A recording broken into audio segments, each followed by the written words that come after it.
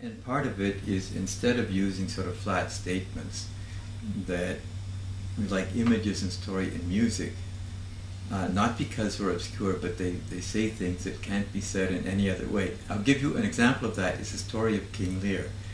And towards the end of his life, after all kinds of hassles and difficulties, he's reunited with a daughter that really loved him, although he didn't recognize it at first.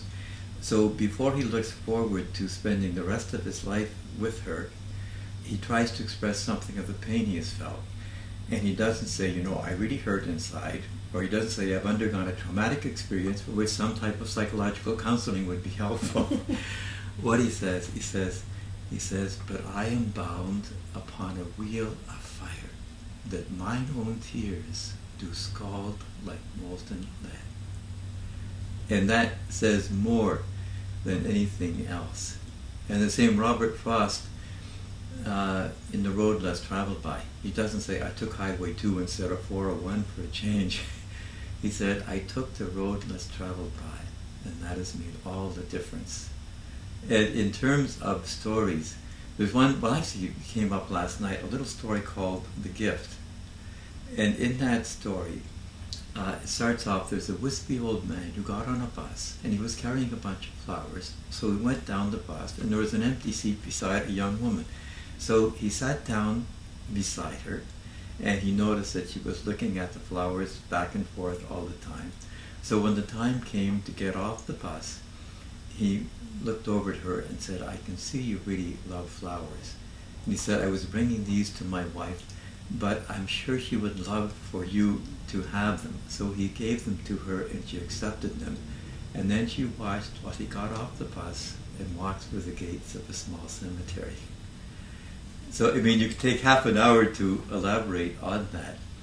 But part of that is flowers stand both for love and the brevity of life. And in that case, instead of clinging to something, what he does is the love that he's experienced with his wife, then he communicates to this young person. So it's a matter of sharing it. And we read the story of the violin, in which an older man teaches a young boy how to play and to develop a love of music and wanting to continue to play. And the last line in the story sums it up. It says, nobody ever says goodbye who leaves the world beautiful music.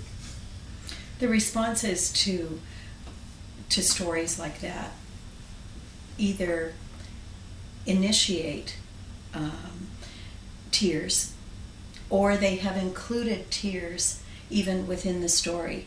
So our observation is that tears are a very necessary element to defining feelings. And certainly in today's society, that's not something that we're terribly comfortable with.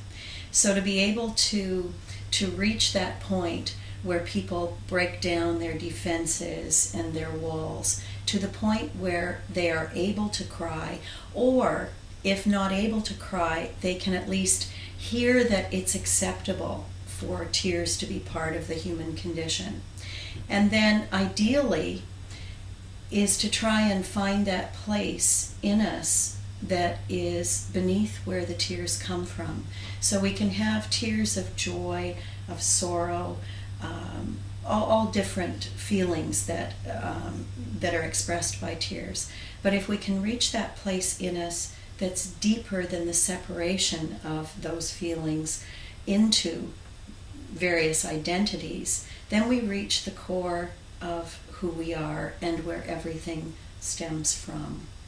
So when we talk about voice or making our own music, singing our own song, we're talking about getting in touch with that place in us that is deeper than all of our hassles, deeper than all of the individual feelings.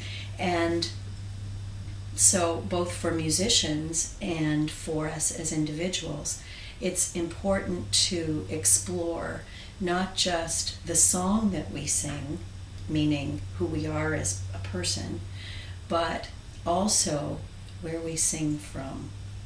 And so getting in touch with that is what we try and do in terms of our articulation of that experience.